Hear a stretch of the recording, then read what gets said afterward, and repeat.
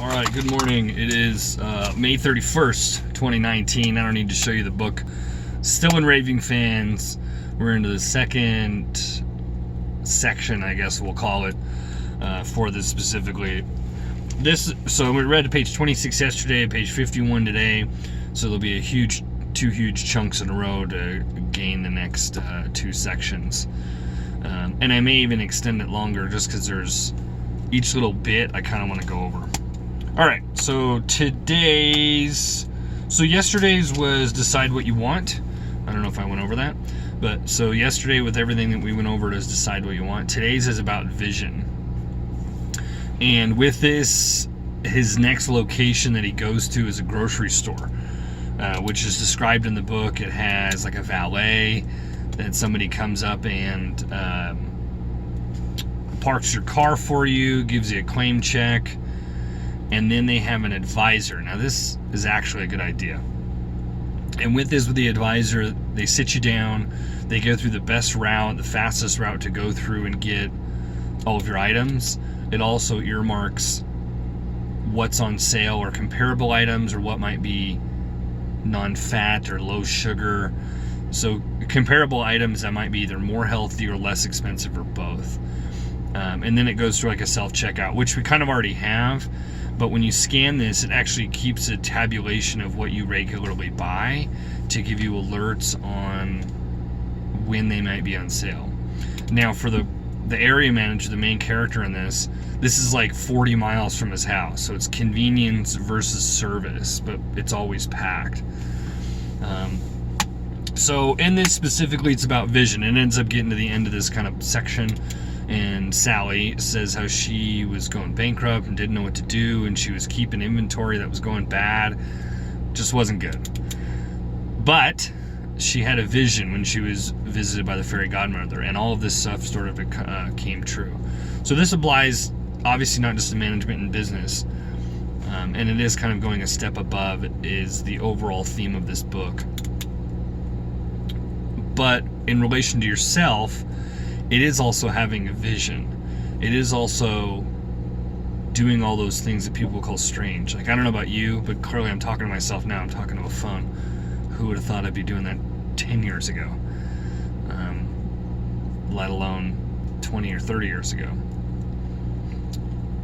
But if you, like, I talk out loud all the time. It's almost like I walk around my apartment and I'm rehearsing for something that hasn't happened yet. I just don't know how to connect the dots between where I am now and where that sort of vision is. But that's what this is really about. She envisioned all of this process in order to help her do better in her business. And that's what we got to do. Period. And I think the hardest part about this, if we're looking, let's take business first before we get to personal.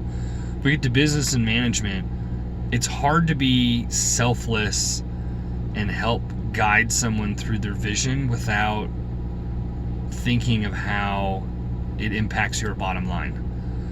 And that model's got to go away. That model of management and being exposed and being, available to the public is really, really hard to hide.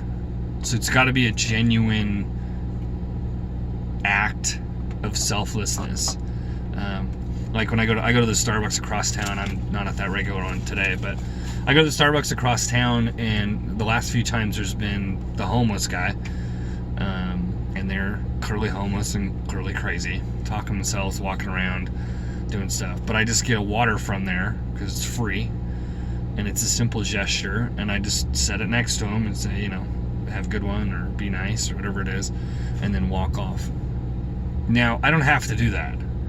And I'm obviously not trying to gain anything from that. I'm only demonstrating that to you guys to show you, hey, look, you can do one extra thing and not need to know how it results, but you know that it's a positive impact.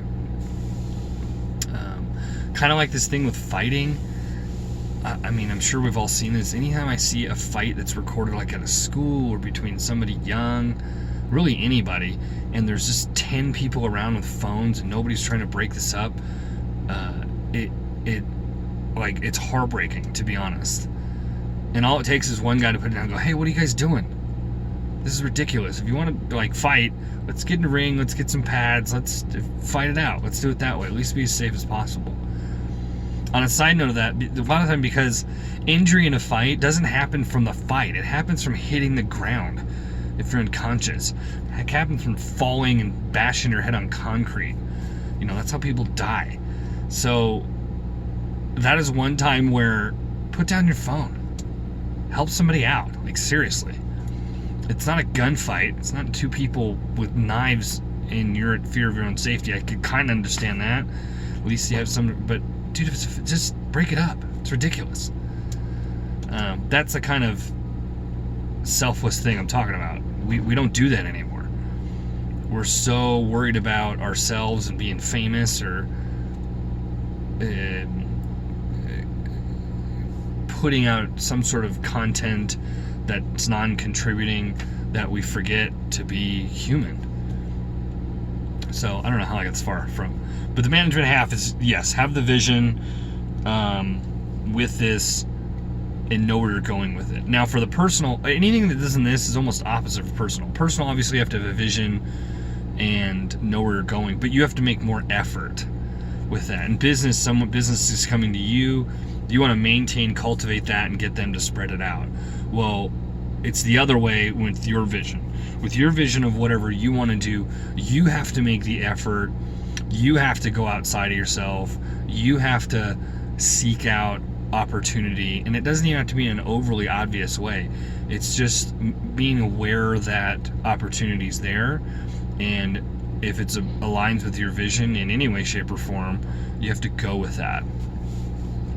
So this section of this book is pretty cool. It talks about, I think they also have a gas station, right? The next one I think he goes to is a power plant, and then a gas station, and then it sort of wraps up at the end of the book. So we may have, I said 4 days, we may have 5 days with this specifically.